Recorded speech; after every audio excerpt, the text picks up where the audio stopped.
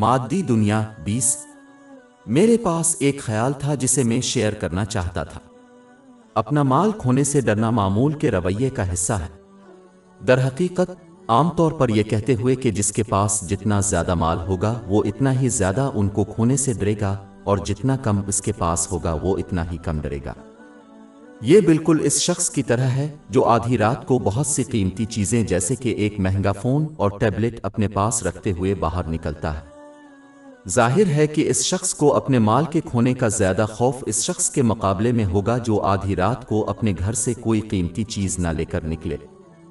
اس لیے مسلمانوں کو اس دنیاوی اور ابدی آخرت کے حوالے سے اس کی حقیقت کو سمجھنا چاہیے۔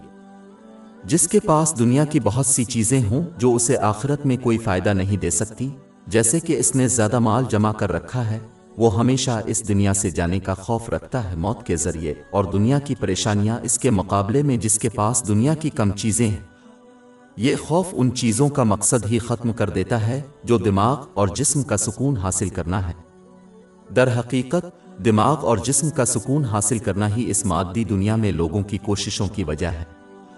لیکن اس خوف کو دور کرنے کے لیے ایک مسلمان کو جسمانی طور پر خالی ہاتھ ہونے کی ضرورت نہیں ہے، انہیں صرف روحانی طور پر اپنے مال سے الگ ہونے کی ضرورت ہے۔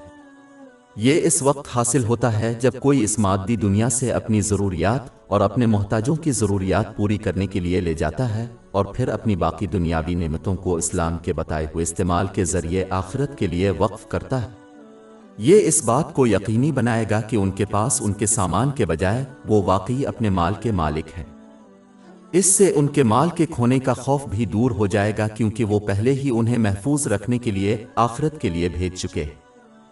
اس سے وہ اس دنیا اور آخرت میں ذہنی اور جسمانی سکون حاصل کر سکیں گے۔